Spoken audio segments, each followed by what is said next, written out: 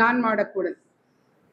அந்த பெயரை கேட்டாலே மதுரை சார்ந்த ஒரு மண்ணினுடைய அடையாளத்தை நாம் தெரிஞ்சுக்கலாம்.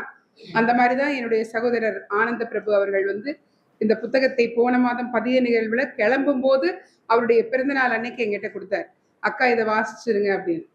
அந்த அன்னைக்கே போய் நான் வாசிச்சுட்டு இவருக்கு மெசேஜ் போட்ட, அருமையான கவிதை எழுதியிருக்கீங்கன்னு. பதியத்துல இதை வாசிக்கணும்னு சொல்லும் போது நான் அவர்கிட்ட போய் மெசேஜ்ல சொன்னேன், இதை நான் அறிமுகப்படுத்துற மாதிரி ஏற்பாடு பண்ணுங்க அப்படின்ட்டு. ஆனா எதேச்சியா பாரதிவாசன் அந்த வாய்ப்பை எனக்கு கொடுத்தாங்க. அதுக்குண்டான முத்தாய்ப்பா என் பேச்சு இங்க இருக்கணும்னு நான் விரும்புறேன். அது எப்படிங்கிறது சகோதரர் தான் சொல்லணும். நான் மாடக்கூடல்ல என்ன இல்லைன்னு தான் இப்ப நம்ம கேட்கணும். அந்த அளவுக்கு ஒரு எழுத்தாளன், ஒரு கவிஞன் அப்படிங்கிறவங்க. இப்போ சம்சுதீன் ஹீரா பேசும்போது அவரு தோழருடைய கண்கள் அடிக்கடி கலங்கிட்டே இருந்தது. அது ஒரு பிரசவ வழி. எப்படி இந்த புத்தகத்தை ஒரு அறிமுகம் செய்யும் போது அந்த எழுத்தாளனுக்கும் கவிஞனுக்கும் அது நல்வாழ்த்து அமையுமா, நம்ம நல்லா எழுதியிருப்போமா, அதை இவங்க தெளிவா சொல்லிடுவாங்களா, இல்ல நான் நான் என்ன நினைச்சு எழுதணும் அந்த மாதிரி அதை சொல்லிடுவாங்களா அப்படிங்கிற ஒரு எதிர்பார்ப்பு இருக்கும். அவருடைய கண்கள்ல அந்த கண்ணீர் இருந்த மாதிரியே தான் இந்த நான் மாடக்கூடல் அப்படிங்கிற இந்த புத்தகத்தை படிக்கும் போதும் எனக்குள்ள ஒரு அறிவு அழகா விரிஞ்சது. மதுரை மாநகரம்னே நான் மாடக்கூடல், 4 மாடங்கள் நிறைந்த அந்த வீதி. அது போல இந்த புத்தகம் சுமந்திருக்கும், இந்த கவிதை சுமந்திருக்கின்ற விஷயங்கள் அத்தனை அழகு. சில இடங்களில் புராண கதைகளை, கதாபாத்திரங்களை வச்சு கவிதை எழுதுறாரு. சில இடங்களை பெண்மையை உயர்த்தி, ஆணுக்கு உள்ள மீசை பெண்மைக்கு அந்த இடத்துல மிளரும்னு சில இடத்துல எழுதுறாரு. சில இடத்துல கவிஞனுக்கே உண்டான வழி, கருணை அத்தனையும் கலந்து. ஆனா சொல்லுக்கு ஒரு அறம் இருக்குன்னு சொல்லுவாங்க. அந்த சொல் அறத்தை மீறாத ஒரு அழகான கவிதையின் தொகுப்பு தான் நான் மாடக்கூடல். இத படிக்கிறது ரொம்ப எக்ஸைட்டிங். அதாவது எப்படி இருக்குன்னா, ரொம்ப உணர்ச்சியா இருக்கும் இதை படிக்கும்போது. கவிஞனுக்கே உண்டான சில விஷயங்கள்லாம் இதுல இருக்கு. ஃபர்ஸ்ட் ஒரு கவிதை எழுதியிருக்காரு. அது கொஞ்சம் எல்லாருடைய வாழ்க்கையிலும் நடக்கக்கூடிய விஷயம்தான். அதாவது நண்பன் அழைச்சுக்கிட்டே இருப்பான், போன் பண்ணி கூப்பிட்டுட்டே இருப்பான். அவன் காசுக்காகத்தான் நம்மளை அழைக்கிறான் அப்படிங்கிறது தெரியும். ஆனா நம்மளால உதவி செய்ய முடியாது சூழ்நிலையில நம்ம எல்லாருமே இருந்திருப்போம், அதை கடந்து வந்திருப்போம். ஆனா அவன் இறந்த போது நம்ம மனசு குத்தி கிழிக்கும் நம்மள. ஐயோ நம்ம அவங்களுடைய கால் எடுக்காம விட்டுட்டோமே அப்படிங்கும்போது அந்த நினைவுகள் நம்மளை துரத்தும் அப்படிங்கிறதுக்காக அது ஒரு கெஞ்சிய குரலோடு அவன் பேசுறதா எழுதியிருக்கிறாரு. இந்த கவிதையை நான் வாசிக்கல, ஏன்னா இதை நீங்க வாசிங்க எல்லாரும். அடுத்தது பாத்தீங்கன்னா, பெண்ணையினுடைய கம்பீரம் எப்படி இருக்கும் அப்படின்னு நான் இந்த கவிதையில தெரிஞ்சுக்கிட்டேன். சனிக்கிழமை சந்தையில் கூறு கட்டி காய் விற்பாள், கணவனின் சட்டை உடுத்தி வீடுகளுக்கு வெள்ளையடிப்பாள், பண்டிகையை பொறுத்து கரும்பு சுண்டல் பொறி மாலை கதம்பு பூ கடை வைப்பாள், பெரிய வீடுகளுக்கு சாணி மொழிகி வருமானம் பார்ப்பாள், மகள் வாழ்வின் பொருட்டு தனித்த அடையாளத்தை தொலைத்தவளை மீசைக்காரி என வீதியே நகைக்கும், எத்தனை மஞ்சள் பூசியும் மறையாத மெல்லிய மீசையை எப்போதாவது கண்ணாடியில் பார்த்து யாரும் பார்க்காத போது முறுக்கி விட்டு புன்னகிப்பாள், கடனுக்கு பயந்து ஓடி ஒளிந்தவனை விட அவளுக்கு தான் கம்பீரமாய் இருக்கிறது மீசை. ஏன்னா நாங்க இங்க நிறைய பெண்கள் இருக்கோம். கணவன் இல்லாம வாழ்க்கை நடத்தக்கூடிய ஒரு பெண்ணினுடைய சூழ்நிலை எப்படி இருக்கும்னா, தன்னுடைய குழந்தைங்களை படிக்க வைக்கிறதுக்காக எல்லா ஒரு தரப்புலையும் உழைக்கணுங்கிற அந்த உத்வேகம் அந்த பெண்ணுக்குள்ள இருக்கும். நானே சில சமயங்கள்ல கண்ணாடி முன்னாடி நின்று பார்ப்பேன், இந்த மீசை நல்லாதான் வளர்ந்துட்டு. ஏன்னா அந்த கம்பீரம் இந்த கவிதை படிக்கும் போது இருந்தது. எல்லாம் பாருங்க, கடன் சொல்லி விட்டுட்டு போன அந்த குடும்பத்துல கடன் ஆயிடுச்சுன்னு விட்டுட்டு ஓடிடுற கணவனுக்கு மத்தியில் யாரோ ஒரு ஆண், அவன் கணவன் இல்லை யாரோ ஒரு ஆண். ஆனா அந்த இடத்துல அந்த பெண்மையின் கம்பீரத்தை உணரும் போது கவிதை முடிக்கும் போது நானும் கொஞ்சம் மீசை இருக்கிற மாதிரி கற்பனை பண்ணிக்கிட்டேன். அவ்வளவு நல்லா இருந்தது, சூப்பரா இருந்துச்சு. அடுத்தது பாத்தீங்கன்னா, உறவுகளோட நிலையை அழகா சொல்லியிருக்காரு. எப்படி சொல்லியிருக்காருன்னா, அத்தையனின் திருமணத்திற்கு 2 வண்டிகள் நிறைய சீர்போன கதையை அப்பா விவரிக்கையில் அவ்வளவு அழகாக இருக்குமாமா. இதுல எல்லாம் அம்மா எப்படி வாழ்ந்திருக்கான்னு பாருங்க. சித்தப்பாவின் கல்யாணத்திற்கு தெருவிற்கே சோறு போட்ட கதை சொல்கிறது கண்களில் பெருமை விண்ணும்.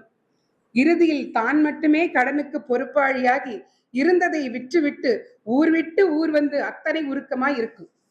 மகராசி இதுவரைக்கும் அவளுக்குன்னு ஒன்னும் கேட்டதில்லை. குரல் கம்ம அப்பா சொல்கிற போது அம்மாவை பார்ப்பேன்.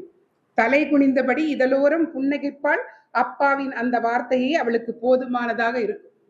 எவ்வளவு பாருங்க, அந்த வீட்டுல அந்த கணவனுடைய உறவுகளுக்கு திருமணம் பண்ணும் போதும் சரி, எல்லா சூழ்நிலைகள்லையும் அந்த மனைவியானவள் உடனிருந்து அத்தனையும் செய்கிறார். ஆனா தனக்காக எதையுமே அவ செஞ்சுக்கிறது இல்லை. ஒரு கவிஞன் எப்படி எல்லாம் உட்காந்து கிரியேட் பண்றாங்க பாருங்க, அந்த கதாபாத்திரங்கள் வழியாக தன்னை சொல்லணும். இதெல்லாம் சொல்லறங்க, இதெல்லாம் ரொம்ப அழகான சொல்லறம். இது எனக்கு பிடிச்ச கவிதைகளை தான் நான் வாசிக்கிறேன். சிலம்பு விற்ற காசில் நம்ம கோவலன் கண்ணகி சிலப்பதிகாரத்துல சிலம்பு விட்டுறதை பத்தி நிறைய படிச்சிருப்போம். அதை இவர் எப்படி எழுதுறாரு பாருங்க. சிலம்பு விற்ற காசில் மப்பேரி மதுபான கடையின் வலப்புற மூலையில் சுழந்து கிடக்கின்றான் கோவலன். இன்னும் இல்லமடையாத கணவனை பற்றி கவலையோடு அலுவலகத்தில் கணக்கெழுதி கொண்டிருக்கின்றாள் கண்ணகி. புரியுதா உங்களுக்கு? அம்மாவின் காற்றிலம்பை திருடி ஐபோனில் விளையாடி கொண்டிருக்கின்றான் இளவரசன். புராண பிழையிலிருந்து மீளா மன்னனால் திருட்டு பொருளை வாங்கிய குற்றத்திற்காக சிரச்சேதம் செய்யப்பட்டான் வட்டிக்கடை சேட்டு. நீதி கேட்டு கதரும் வட இந்திய பெண்ணின் மொழி புரியாது போனாலும் வலியின் பொருட்டு மீண்டும் எரிய தொடங்கிட்டு நான் மாடக்கூட. உண்மைதானே? மதுரையை கண்ணகி எரிச்சா. இந்த கவிதை புரிஞ்சுதா உங்களுக்கு? எவ்வளவு நாசுக்கா ஒரு புராணத்தோட இதை கொண்டு இயல்பு வாழ்க்கைக்குள்ள புகுத்தும் போது அந்த கதாபாத்திரத்தையும் அந்த கவிதையும் உருவாக்குறதுக்கு அந்த கவிஞனுடைய மனநிலை எப்படி இருந்திருக்கும். இதை சமூகத்தோடு பொருத்தி பார்க்கணும் அப்படிங்க. இன்னைக்கு சமூகத்தோடு பொருத்தி பார்க்கறதுக்கு உண்டான அந்த கவிதை ரொம்ப அழகா இருந்தது அவர் எழுதியிருந்த போது. இங்க இன்னொன்னு சொல்றாங்க. எல்லாரும் இப்ப கவிதை எழுதும் போது எல்லாரும் நீ என்னத்தை எழுதி கிழிச்சிட போற, நீ என்னப்பா போய் ஏன் எழுதுறன்னு கேட்பாங்க எல்லார்கிட்டையும். நானே கவிதைகள் எழுதும் போட்டு கேட்டேங்க, ஏன்பா நீ என்னப்பா படிக்கிறது உட்பட்டு கவிதை எழுதுற அப்படின்னு. அதையும் இவர் சொல்றாரு. துயரங்களைத்தான் எழுதுமா உன் பேனா என்கிறீர்கள், வதைகளைத்தான் வாசித்திருக்கிறாயா என்கிறீர்கள், மகிழ்வை முகர்ந்ததில்லையா என்கிறீர்கள், மலர்களையும் பசுஞ்சோலைகளையும் அவற்றில் அமரும் வண்ணத்து பூச்சிகளையும் கண்டதில்லையா என கண்டனம் ஏற்றுகிறீர்கள். வாழ்வென கருளியதை புலம்பையிலும் வீட்டிற்குள் நொறுக்க தீனிகளோடு தொலைக்காட்சியை நீங்கள் கண்டுகளித்த போது மெலிதாய திறந்திருந்த கதவின் இடைவெளியில் பார்த்து கொண்டிருந்த சிறுவனை நினைவிருக்கிறதா? இல்லையெனில் என் சொற்கள் உங்களுக்கு அந்நியமாகத்தான் தெரியும். எவ்வளவு வேதனை வடிப்பட்டிருக்கு பாருங்க. புரிஞ்சுதா இந்த கவிதை? எதை நீ நம்ம சொல்லுவோம் இந்த புத்தகத்தை படிச்சுட்டு இது ரொம்ப சாதாரணம் அப்படின்னு, உட்கார்ந்து எழுதும் போதுதான் தெரியும்.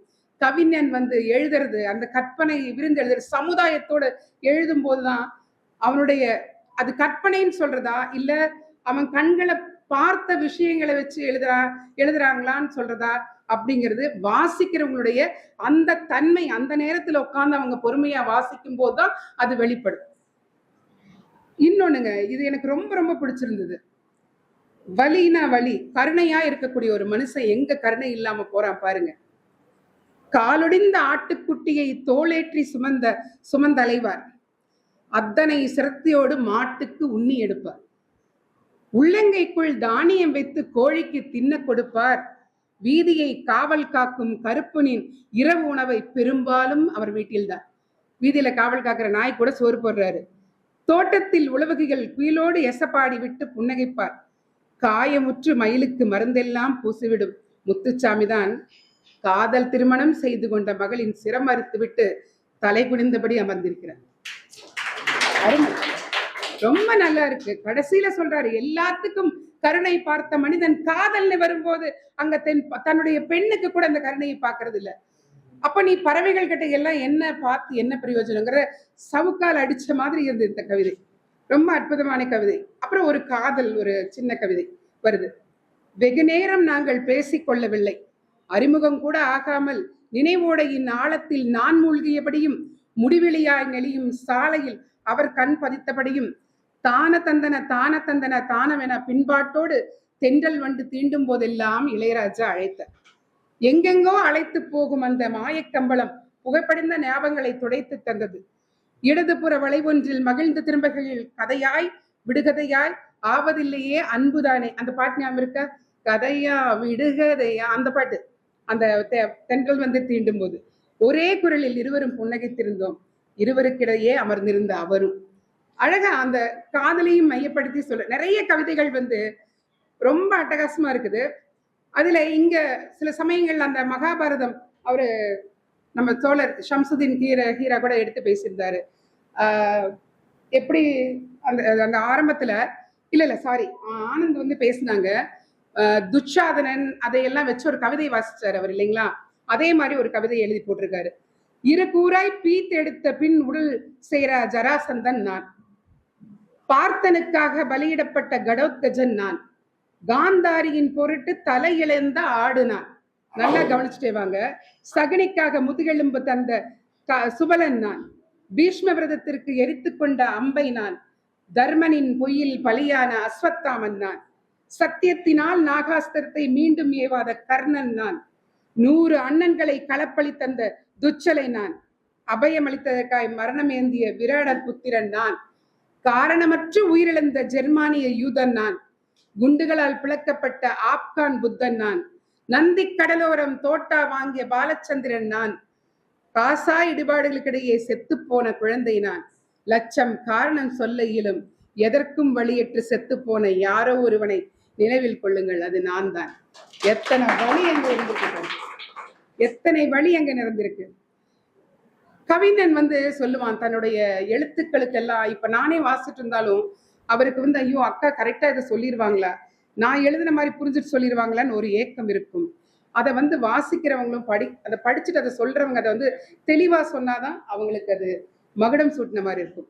அதுக்கு ஒண்ணு சொல்றாரு பாருங்க, கவிஞனை கொல்வது மிக எளிது, கவிஞனை கொல்வது மிக எளிது, அதற்கான ஆயுதங்களை அவனே உருவாக்கி தருகிறான். கவிஞனை கொள்வது மிக எளிது, அதற்கான ஆயுதங்களை அவனே உருவாக்கி தருகிறான். ஏன்னா அந்த வார்த்தைகள் நம்ம எப்படி எடுத்து பிரயோகிக்கிறோம் அப்படிங்கிறதெல்லாம் அது அமையுது. கவிதையை நீங்கள் வாசிக்கிற போதே அவனுடைய மரண போராட்டம் தொடங்கிவிடும். உண்மையாலுமே இப்ப நான் இதை வாசிக்க ஆரம்பிக்கும் போது ஆனந்துக்கு என்ன ஓடுனா, என்னப்பா தெரியாதா, சொல்லுவாங்களா அக்கா, என்ன கரெக்டா படிச்சிருவாங்களா, ஏதோ கம்பீரமா ஆரம்பிக்கிறாங்க, ஆனா அர்த்தம் எப்படி இருக்கும் அப்படிங்கிற மாதிரி இருக்கும். ஏன்னா இது வந்து தொட்டில் குழந்தையை கையில அல்ற மாதிரியான நான் மாடல் கூடல் ஒரு அழகான குழந்தை. ஆனால் பிறக்கும் போதே அதிக முதிர்ச்சி பெற்ற, அறிவு முதிர்ச்சி பெற்ற ஒரு குழந்தை, அப்படிதான் நான் சொல்லுவேன். அத்தனை அழகானது. ஒரு புன்முறுவல், ஒரு புருவ உயர்வு, கண்மலரும் தருணம், ஒரு வாழ்த்து, இறுதியாக ஏதேனும் சர்ச்சை, இவற்றில் ஏதாவது ஒன்றை எதிர்நோக்கி காத்திருப்பவரிடம் கள்ள மௌனத்தோடு கவிதையை திருப்பி தந்து ஏதென்றும் சொல்லாமல் போய்விட்டீர்கள். வெற்ற புன்னையோடு அந்த கவிதையை கையிலேந்தபடியே நடக்கிற போதே அவன் மரணித்து விட்டான். கவிஞனை கொள்வது மிக எளிது, ஆனால் அவனுக்கு லட்சம் உயிர்கள். நீங்க நல்லாவே நீங்க கைத்தரலாம். கவிஞனை நம்ம கொல்லக்கூடாதுங்க. அந்த புத்தகத்தை அவர் நம்ம கிட்ட கொடுக்குறாரு அப்படின்னா நம்ம அதை உடப்புல போடாம படிச்சுட்டு ஏதோ ஒரு குறுஞ்செய்தியிலையாவது அருமைன்னு அந்த வார்த்தை சொன்னா போதும், இல்ல ஒரு பெரிய ஆட்டினை விட்டுட்டீங்கன்னா கூட போதும். ஆனுமே ஒண்ணுமே சொல்லாத போது 100 முறை செத்து செத்து பிழைக்கிறார் அவரு. அவருக்குள்ள அத்தனை உயிர்கள் இருக்கிறது. ஆனால் செத்து பிழைப்பதுங்கிறது ஒரு பெரிய விஷயம். ஒவ்வொரு படைப்பாளிக்குள்ளும் இருக்கக்கூடிய ஒரு மிகப்பெரிய இதே அதுதான். நான் படைத்தது எல்லாம் மனிதர்களிடையே போய் சேர்ந்து விடுமா. இப்போ அவருக்குள்ள அவங்க சம்சதன் எல்லாமே சொல்றாரு. கடைசியை சொல்லும் போது அவருடைய பயம் இருந்தது. ஓமை எழுதாம விட்டுட்டீங்க, இனி பழகுங்கும் போது அவருக்குள்ள ஓமை இனி நம்ம ஃபாலோ பண்ணணும் அப்படிங்கிற மாதிரி ஒரு எண்ணம். அத்தனை அழகு. இதுல வந்து இந்த ஒரு கவிதையை மட்டும் நான் வாசிச்சுறேன். நிறைய நான் இது பண்ணிட்டு வந்தேன், ஆனா நேரம் கருதி நான் கொஞ்சம் சுருக்கமா பண்ணிக்கிறேன். இந்த இரவை அப்பா கடந்தாக வேண்டும். நீண்ட ஓட்டத்தின் கலைப்பு முகத்தில் தெரிகிறது. மீண்டெழ விருப்பமற்று கரங்கள் துவண்டு கொண்டிருக்கின்றன. மேலும் கீழுமாய் ஏறி இறங்கும் மார்பில் அருபமாய் அமர்ந்திருக்கிறது அந்திமம். இந்த நீளிரவின் மறுமுனையில் மருத்துவத்தின் காலக்கெடு குரூர புன்னகையோடு நிற்கிறது. எங்கிருந்தோ அறைக்குள் நுழைந்திருக்கிறது கருநிற பட்டாம்பூச்சி ஒன்று. இனி திறக்குமா என தெரியாத அந்த கண்களின் ஓரத்தில் இருந்தது என் நம்பிக்கை கசிந்து கொண்டே இருக்கிறது. ஏற்பாடுகள் தயார் என்று குறுஞ்செய்தி வருகிற நொடியில் செலவினங்களை கணக்கிடும் மூளையை கண்டு அதிர்ச்சி உறுகிறது மனம். சாத்தப்பட்ட கதவிற்கு வெளியே நிற்கும் துயரத்தின் பொருட்டு கதவை திறக்கவே கூடாது என நினைத்த நொடியில் சாளரத்தின் வழியே வெளியேறி பறந்தது அந்த பட்டாம்பூச்சி. நான் திரும்பி அப்பாவை பார்க்கவே இல்லை. எவ்வளவு ஒரு வருத்தம். ஏன்னா அப்பாவையும் இழந்திருக்கேன், அம்மாவையும் இழந்திருக்கேன். இந்த வருத்தம். இதுல சில ஹைக்கும் வச்சிருக்கிறாரு. இந்த புத்தகத்தினுடைய இந்த கவிதை தொகுப்பு எப்படி இருக்கிறதுனா, மிக நீண்ட கவிதைகளும் இருக்கிறது, குறுங்கவிதைகளும் இருக்கிறது, ஹைக்கூ கவிதைகளும் ஒரு சில இடத்துல ஒரு 2-3 ஹைக்கூ கவிதையும் எழுதியிருக்காரு. அழகா இருக்கு அந்த ஹைக்கூ கவிதை. அந்த ஒன்னே ஒண்ணு மட்டும் நான் அது ரொம்ப நல்லா இருந்தது. என்ன சொல்லியிருக்கிறார்னா, வீடு சுத்தமாகி விட்டது, வீடு சுத்தமாகி விட்டது, தாகம் எடுக்கையில் மனம் எங்கும் அழுக்குங்கிறார். வீடு சுத்தமாகி விட்டது, ஆனா தாகம் எடுக்கும் போது மனம் எங்கும் அழுக்கு. ஹைக்கூ மாதிரி அழகா முடிச்சுட்டாரு. நீங்க புரிஞ்சுக்களுடைய சக்தி இது என்ன நீங்க புரிஞ்சுக்கிறீங்கிறது இருக்கு. பறவைகளுடனான தொடர் பாருங்க. கம்பு, சோளம், திலை, தக்காளி என கூண்டெங்கும் சிதறி கிடக்கிறது என் கருணை, சிறு அழகால் கொத்திவிட்டு வானத்தை வெறிக்கிறது அப்பறவை. அருமையா இருக்கு, ரொம்ப நல்லா இருக்கு. இந்த புத்தகத்தில் இருக்கக்கூடிய கவிதைகள் அனைத்தையும் நீங்க வாசிச்சு அவருடைய எண்ணுக்கு ஒரு குறுஞ்செய்தி அனுப்பும் போது என் சகோதரன் வெற்றி பெற்றதுல நானும் பங்கெடுத்துப்பேன்.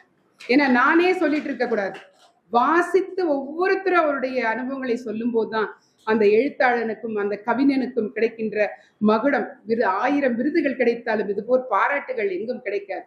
அப்படி ஒரு அருமையான பாராட்டை என் உடன்பிறவா சகோதரனுக்கு நான் கொடுக்கறதுக்கு என்னுடைய பதியம் எனக்கு ஒரு நல்ல சந்தர்ப்பத்தை இந்த இனிய மாலை வேளையில் கொடுத்தமைக்கும், நான் மாடக்கூடலிலுடைய இந்த புத்தகனுடைய அட்டைப்படமே பாருங்களேன், ஒரு பக்கம் பட்டாம்பூச்சி, நடுவில் ஒரு பறவை, ஒரு பக்கம் எரிஞ்சுக்கிட்டு இருக்கு. அப்ப இது ஒரு அர்த்தம் பொதிந்த கவிதைகள் இதில் இருக்கு. இன்னும் நிறைய வாசிக்க கவிதைகள் இருக்கு, ஆனால் நேரம் கருதி நான் சுருக்கிக்கிட்டேன். என் சகோதரன் தான் இனி சொல்லணும் நான் கரெக்டா சொல்லியிருக்கிறா இல்லையா அப்படிங்கிறது. நன்றி பாரதிவாசன் தோழர். மேலும் மேலும் பதியம் பதியத்தில் என்னை பதித்து கொண்டு நிற்பதற்காக எனக்கு நிறைய வாய்ப்புகளை தொடர்ந்து தந்து கொண்டிருக்கிறது. அதை நான் முறையாக பயன்படுத்தி வெற்றி பெறுவேன் என்பதில் சிறிது கூட ஐயமே இல்லை. நன்றி, வணக்கம்.